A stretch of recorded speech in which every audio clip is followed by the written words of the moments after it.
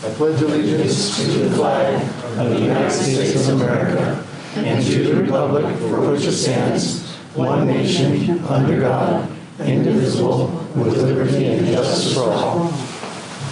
Thank you, Jason.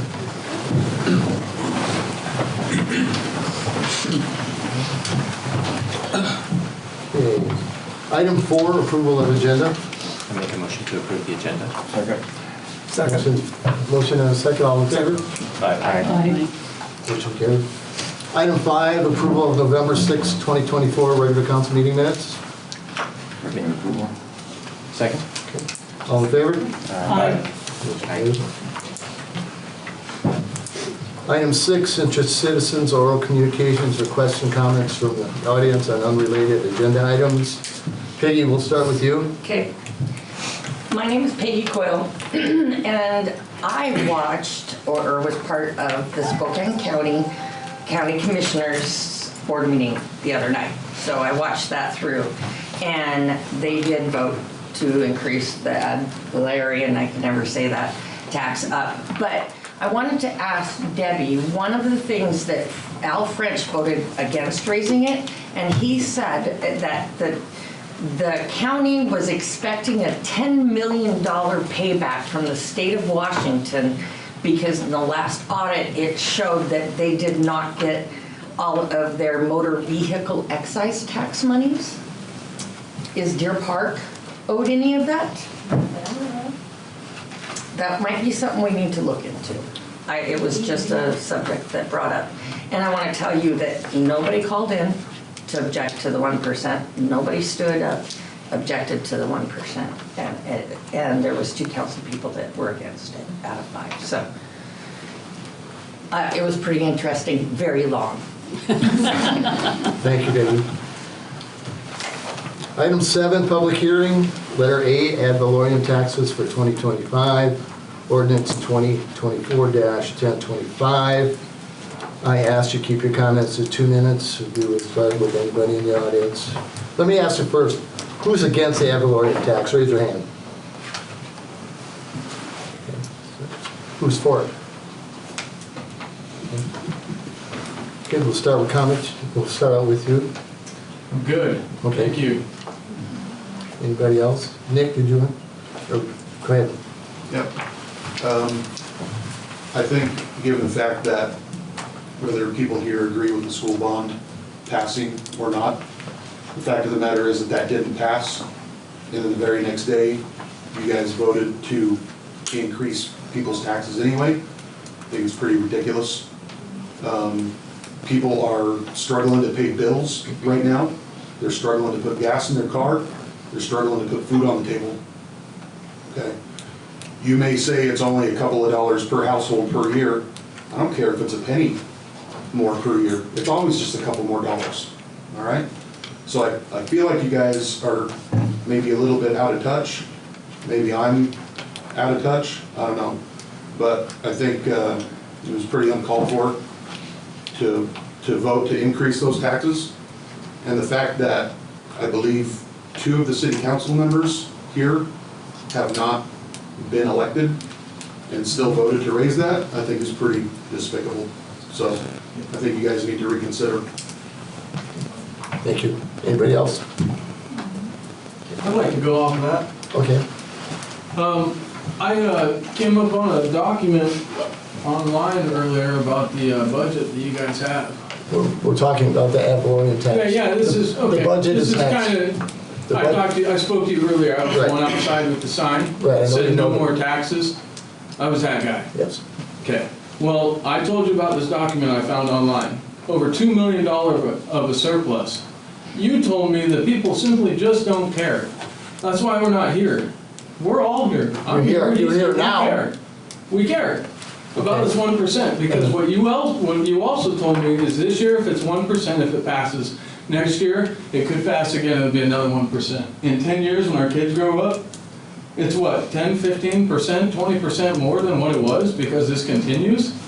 Enough is enough. No more taxes. Look, this doesn't have anything to do with Deer Park, but look at the Pentagon. No accountability. Okay, that's what's happening here is no accountability. We pay for the golf course with our taxes. We pay for the airport with our taxes. Are we using the airport? Do citizens gonna use the airport? I don't think so. You guys have enough money. This doesn't need to pass. Thank you. Peggy? My viewpoint on taxes is if we can, the ones that we get close, that we can get 100% of it, I'm for that. But I'm not for taxes, believe me, I pay enough of them as well. But I see every dollar we're spending that is leaving this community and then comes back to it. As a business owner of 40 years, we no longer have employees. And we just got 5 different pay or increases in the state funds. I think if anybody wants to be worried about taxes, they really need to educate themselves about what's coming out of your paycheck. We keep raising the minimum wage and then you take more. I'm a business owner that's no longer having employees because I can't afford to. So you're losing all that money. Now, I don't agree with taxes, but I do agree with supporting my schools that I can drive by and see what I own. I don't agree with the Washington CARES Act or PFMLA where it all goes over there and we don't get it. So responsible, spend responsibly. The $2 million is not a reserve, it's an emergency fund. You just don't jump into that. That's like, if the side blows out of the sewer system, that's going to, or the ponds, that's going to take up $600,000-700,000. You better have that. So I make sure everybody study the budget, figure out where it's going and where it's coming from. And one of our biggest things that we can do to offset these property taxes is to help businesses come to our community, and with that retail sales tax to fill the gaps. You guys, I've been here a long time, but we're losing a lot of money from grocery stores. You have to drive to Spokane. Retail leakage is everything. So we get $1.3 million in retail sales tax a year. The more we get from that, the less we have to pay in household taxes. Okay, thank you. Okay, next up, item B, 2025 revenue sources. Any questions on the budget? Okay. Number 8, new business, letter A, 1 East Kentucky Regional Economic Development Organization, Alex DeCampo. He is online with us, and we'll start with you, Alex. You have the floor. Speak up, please. Hello. It's a pleasure to present to you guys this evening. I'm Alexander DeDenko. I'm a territory sales manager here with the Golden Shovel Agency. Been with the company a little over a year now. So I'm going to start off giving kind of an overview on Golden Shovel, and then we'll talk a little bit about the proposal that was sent out. So, just generally an overview. So Golden Shovel is a 16-year-old strategy, marketing, communications firm, right? We work exclusively in the economic development space. We have around 330 clients. Now that includes about 7 in Washington. So our clients in Washington, we have Pullman, Auburn, Burien, Snohomish County, Skagit County, Valley, Kitsap County are all clients of ours. So all of our clients are going to be city, county, regional group, council of government, chamber of commerce, right? But they're all economic development focused. So one of the great things about working with us in relation to other marketing firms is that we're eat, sleeping, and breathing business attraction, year in and among other ED issues, year in and year out with all different types and sizes of communities, right? So there's not going to be any hand-holding with Golden Shovel. In fact, it's very much the opposite, right? A lot of the times our clients will learn from us. And, bottom line being, our team can really hit the ground running and be really effective with the government's time and money, and get communities a finished product that is, we know it's going to be effective just simply based on, quite frankly, 16 years of trial and error, right? We know what works and what doesn't. A little about our company. So we're a completely virtual company. We have about 50 people on staff. kind of spread all across the country. We have some international folks on board as well. We have some interesting backgrounds on board. So Ron Grisha, our CFO, for example, is in the Minnesota State House. John Marshall, our president, he heads up an economic development board in Northeast Wyoming. Amanda, our HR head, she was the mayor of Red Bluff, California before she came on board. You know, the list kind of goes on, but the point being that we have a lot of great kind of expertise and backgrounds to draw on, right, when we're working on client projects.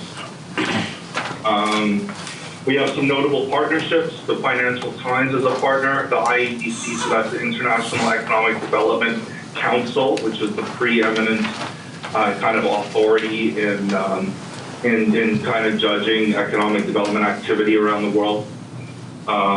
GIS Planning is a partner. We have a 95% client retention rate, so a lot of our clients have been with us for a decade or more, right, which is pretty notable in the marketing world. So I always encourage folks, like, leverage this resource, right, because it's one of a kind, and it's really meant to empower economic developers to maximize their on-the-ground hours, right, and help them to deliver, you know, as much value as possible to their community. So just to kind of really break down the problem that we're solving, so economic developers traditionally, right, have relied on cold calling, right, relationship building with or networking, right, with realtors or site selectors, or going to conferences, right, to generate leads and to get their communities to be a part, you know, to get them in front of investors. And those methods do work, of course, but, you know, they can take up a heck of a lot of time and resources. But with the internet, right, more specifically LinkedIn and Google ads, right, paired with the right kind of messaging and storytelling, right, targeted at the right site selector audiences, well, now we have the ability to target folks that are already looking at investing in a community's particular sectors or addressing a community's needs, right? We can also see the organizations that come and visit our website, so we can reach out to them, right, and really focus our on-the-ground, our precious on-the-ground hours on conversations that have actually come to us that are highly relevant, right, as opposed to the kind of hoping and praying aspect that comes with those other traditional economic development strategies that I mentioned. So just in terms like of services, right, so we're a full service suite. We strategize and implement everything from childcare to retail, industrial attraction, right, workforce development. We do studies, we do video work, we do strategic plans, right, but a lot of our work is using, you know, high-tech technology, the internet, virtual reality, drone videos, and so on. So, that all said, now do all the councilors and the mayor have the proposal there in front of them? Yes. Okay. Now, one question I had, because the mayor and I didn't quite hash this out, this wasn't discussed in our initial meeting, but has the council like hammered out what the budget is? Yes. Okay, so what is that? As far as, what do you mean, Alex? As far as the budget to promote this, you know, 140-acre lot? This has to be voted on. Get investments conversation. Okay. It has to be voted on by the council first. Mr. Mayor, I apologize. I don't have a proposal. I have an information packet, but I don't have a proposal. Alex, we do not have the proposal.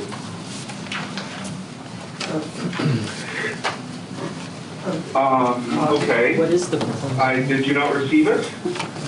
I did send it to you on the 11th, I believe, or the 12th. We have a packet. So basically, it was a It wasn't fee included in the schedule. packet? Okay. Yeah. I don't even have that. Okay, it's about a 20-page document, and it has a cover page on it. Nope, we do not have Business that. attraction proposal. But there's no Okay. numbers, no Well, prices. that's fine. We'll resend it, but you know we can kind of go over it now anyway, and then I'll get that, sent out again after. Okay, so, look, the reason I ask about the budget also is the proposal was an estimate, right? Because we didn't hammer out a budget. Like, we can promote a business park maybe in the $30,000 or $40,000, not a business park, but a lot like that. Well, I guess it is a business park. But we can promote that, in the $20,000 to $30,000 range, right, all the way up to the six figures, right, and plus, right. So it really is an important thing for you guys to hammer out. So maybe what I'll do is I'll speak on what the sort of deluxe package would be, if you will, and then from there we'll send off the proposal with all of those items in there, and then you guys can maybe decide on how deep you guys kind of want to go. So, that said, all of these plans generally are best to start off with a strategy, right? So in a bundle like this, the strategy part is about a 3-month process. The point of that, it's kind of like an interview aspect, right?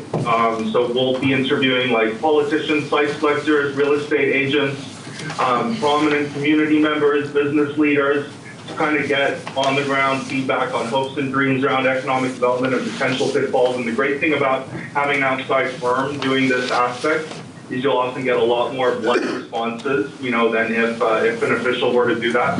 Where they're going to look at the assets in a community, we're going to look at the target audiences, right, and the right kind of messaging to convert those audiences into leads, and more importantly, to kind of hit their pain points, to kind of make Deer Park look like, or to really illustrate that it is a solution to their particular need, right? It'll do a competitive analysis. So what kind of, niches should we be focusing on given what neighbors are working on?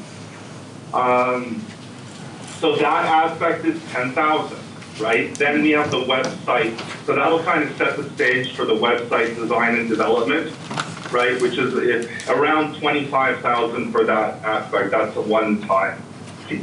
Right? From there, and just a note on Golden Shovel websites, right? So we have 330 economic development offices on our roster. Just to give that some perspective, the number 2 firm has around 100, right? Our leadership has close relationships with the site selector guilds across the country. So the way that the information is laid out and the kinds of info that you're seeing on Golden Shovel websites and on our marketing is it's how your target audience wants to see it. For like our president leads a duck hunt annually there in Arkansas with a group of about a dozen site selectors, just to give that some kind of color. And they're award-winning websites, right? So our clients have taken home awards from the IEDC and other conferences. We took home a record-breaking 9 awards at the Denver IEDC a couple of months ago.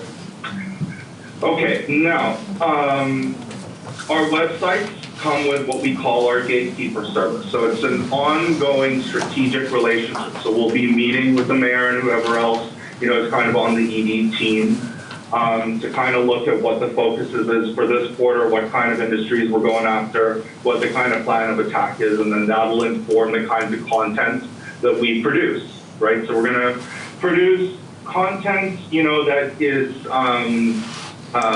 it'll be using like local success stories a lot of the time, or relevant kind of information from the community that we can go ahead and that we would also go ahead and pump out as digital marketing ads, right, to your site selector. So the idea is to celebrate local success stories and then put those stories in front of folks that would be looking to invest in those kinds of industries or those kinds of sectors, to get them to then come and check out what's going on your website.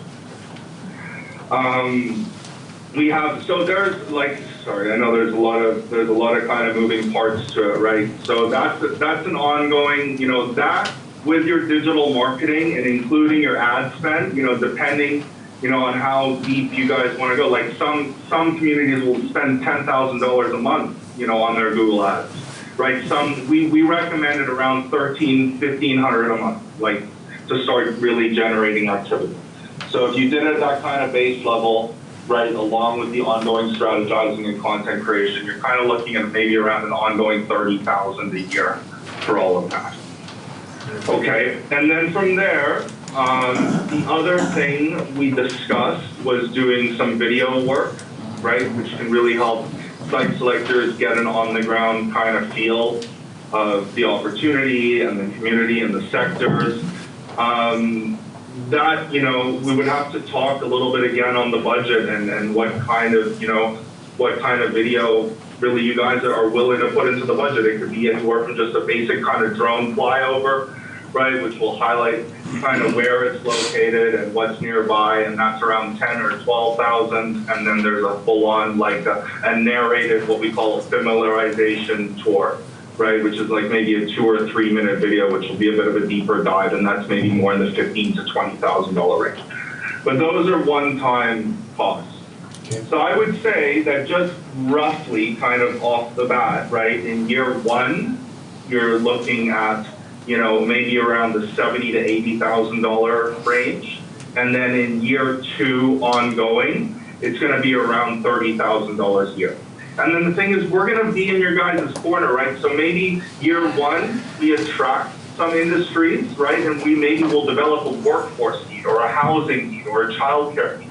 And you'll have Golden Shovel in your corner to kind of shape and shift your digital identity, right? To generate leads that are, you know, going to support those new goals.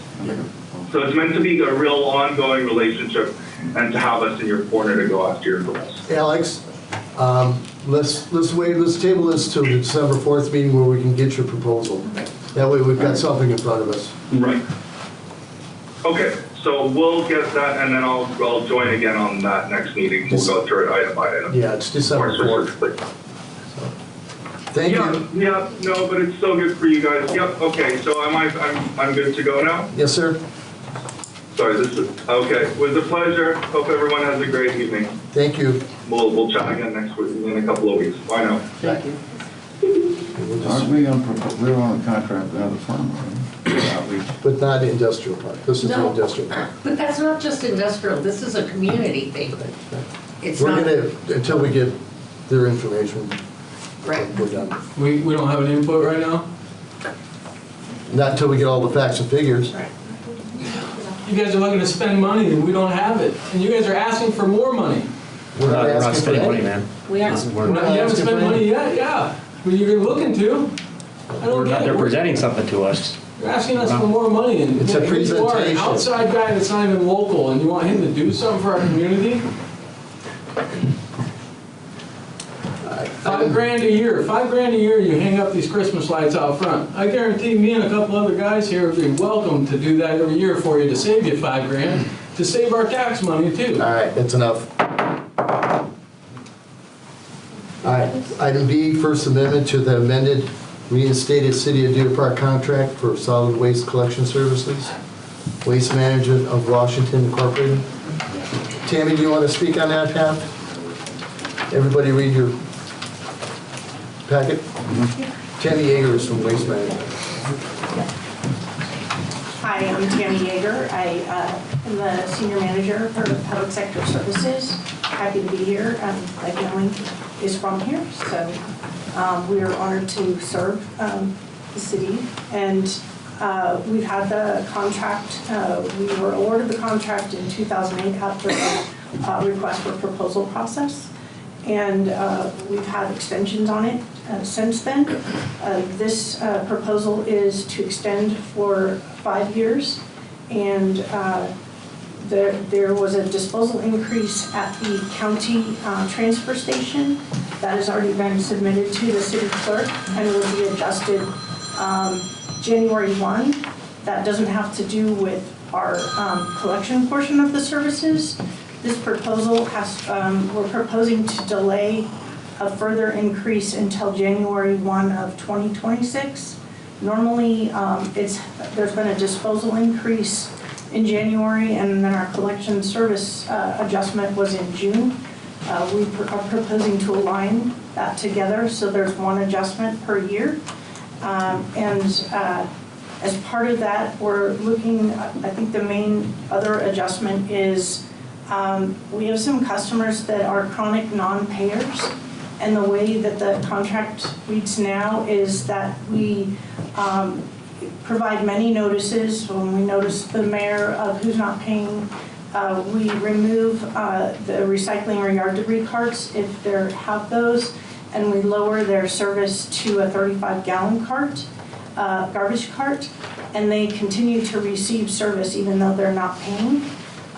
That we are carrying quite a bit of bad debt because of that. So in other cities, we stop service after 60 days notice, and that tends to more quickly get people to understand and pay their service.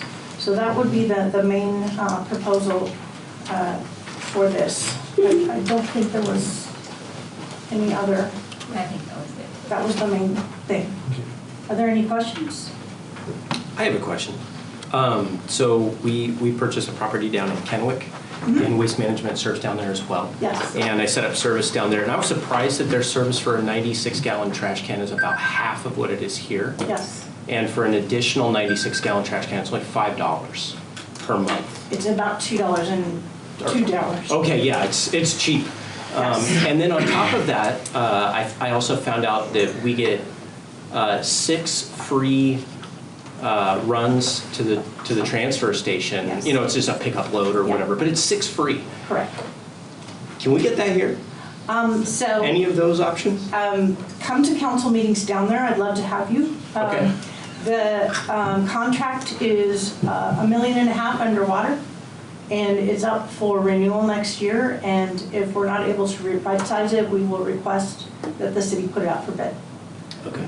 So So that they're is losing money down That isn't, yes, we are losing money, but we do what we sign up for. And there are some extenuating circumstances there, but it's an old school contract. Everyone used to put their garbage out on the curb, not carted, to incentivize them to put it in carts. All these different services were offered, and it's a carryover. Deer Park is more of a state-of-the-art contract than the Kennewick contract. Are there other benefits that we could potentially? Because I was thinking about this, and I was thinking about the 6 free dump runs or whatever, and thinking about how few of the Kennewick residents probably use that. Actually, I don't know a number or whatever, but for those who might, it might actually be a really great benefit and not a huge cost to Waste Management. Are there things that we could include into our contract? You can include whatever you want. There's costs associated with it, and so what Deer Park has is the Clean Green program. We have that twice a year, and that's included in what all of the customers are paying. So if you participate, great, but everyone's paying into that. The other things provided, we do a couple of in-kind services, I believe at City Hall, a couple other places, and then a couple of the events like Old Settlers and the Circus.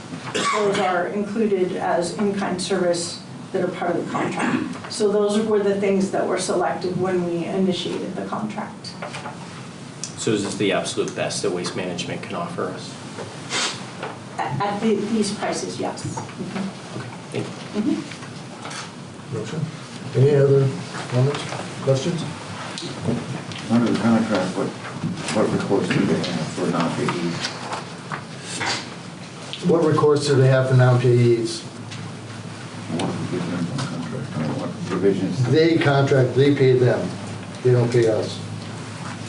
What's their responsibility? Is what I'm asking. Are you allowed to cut off service, or you're not?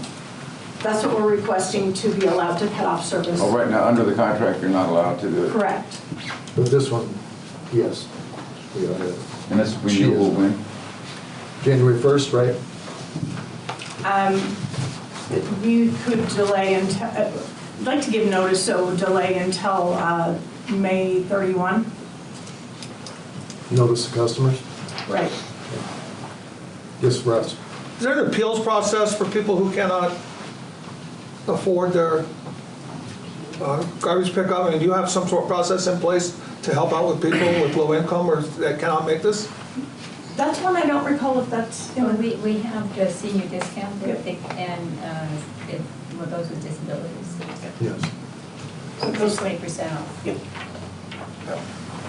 Avista helps people that can't pay their bills up to a certain amount once a year. would Waste Management be willing to fund something like that? I mean, you're big enough that you could probably afford that. That's a value judgment. Yeah. So, all of the contracts, our team is local, so there's that perception. Those are things that would need to be negotiated into a contract. There is the 20% discount that is provided, and that's reduced out of the rates. So that's what we're able to do at this time. Is this an addendum to a contract? It's not a new contract, just an addendum. Yeah. I mean, also, they're not going back in alleys and picking up garbage cans. They've got to be in front of the home now, that's a burden to some people.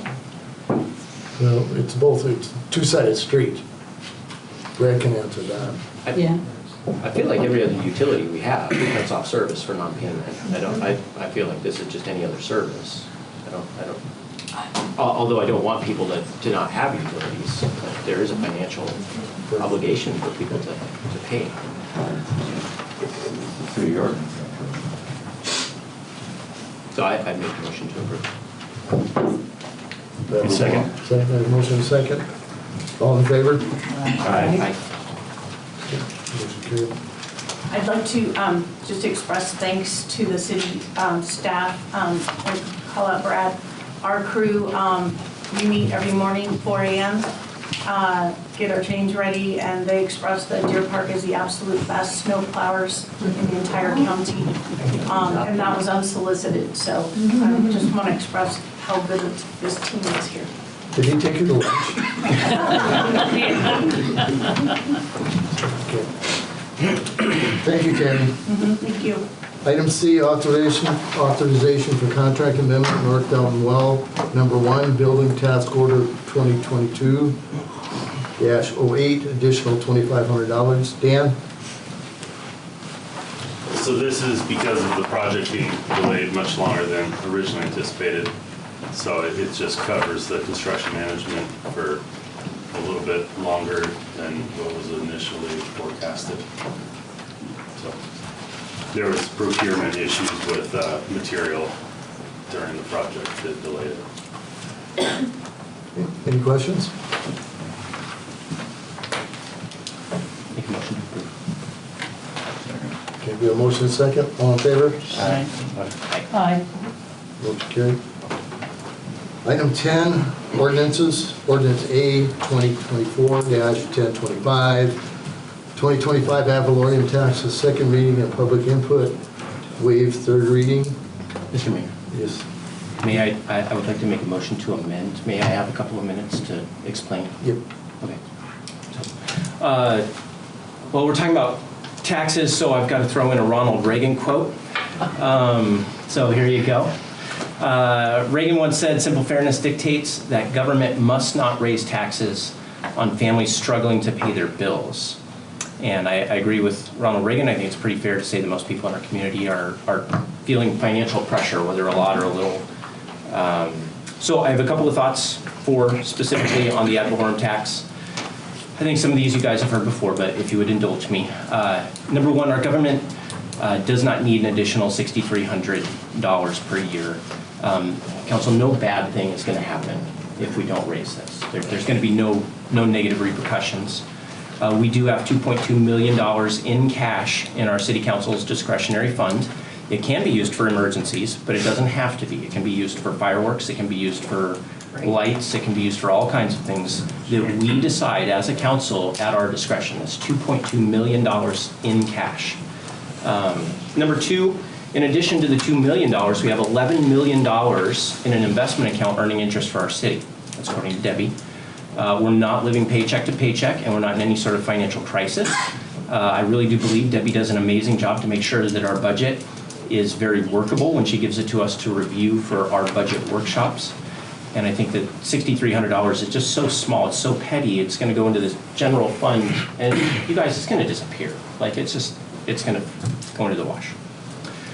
Number three, to the gentleman's point, the voters did just vote down a property tax for the school bond. I know that was disappointing for some. I know it was 50-50. The bond required 60%. But I do think that voting down that bond for the schools really gives us an idea about where people are at in their view of property taxes in general. I have heard from a few people emailed me and messaged me, that sort of thing, who are in favor or just fine with raising the taxes. But I will say that most of the feedback, at least that I've gotten personally, is against raising the taxes. Number 4 is, if ever there's a discussion about raising taxes, you guys, I really think we should do everything we possibly can to cut spending first and not just immediately jump to raising taxes. I think we can easily find $6,300 to cut in our budget. I actually don't think that we need to. We have a balanced budget, and our city is extremely responsible and conservative with how we spend our money. But I really want to encourage us to cut spending as a first reaction rather than to raise taxes. And I really do believe, you guys, that our financial situation with our city is really a model of fiscal responsibility for government. I really do believe that. I think we do an excellent job. We have for years. And so because of that, I don't think we really need to raise the ad valorem tax, excuse me. So for those reasons, I'd like to make a motion to amend ordinance 2024-1025 to raise the ad valorem tax by 0% rather than by the 1%. You have a second? I thought we approved the last minutes. He can amend it. I'll second. A second. Can we give feedback? Pardon? Can we give feedback? Yes, you can. We have a motion and a Anybody else? second, so go ahead. No? Okay, so first of all, I think this whole thing's been blown out of proportion, made a bigger deal than it really needs to be. A lot of it is because of stuff you see on social media. People don't read the full context and fully educate themselves on what this is. We're not fully educated on this tax. I think that this all stemmed from that Christmas tree presentation that we all got last week, or the last meeting, asking for more money, and it was brought up that we could spend the money on things like that, which I think intrigued a lot of us up here. That being said, it's last couple of weeks, I'm very involved in the community. I talk to a lot of people. I think listening is the #1 most important communication piece.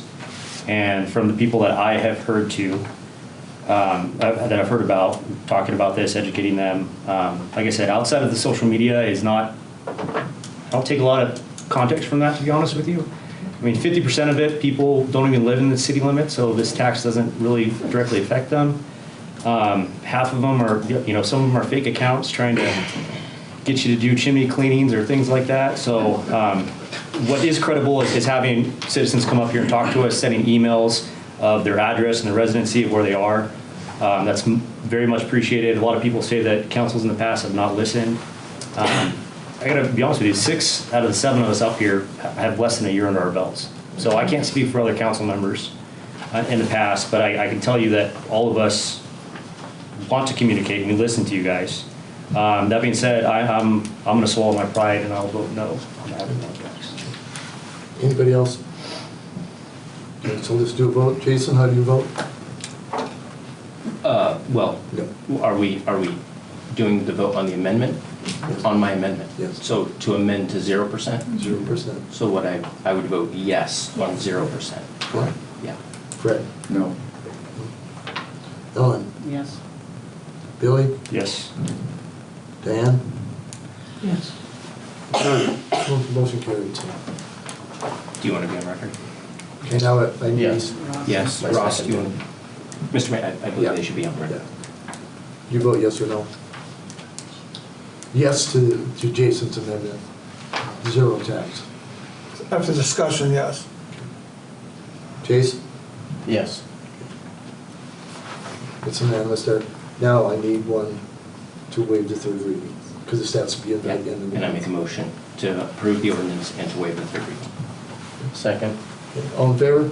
Aye. Aye. Motion carried. Thank you, council.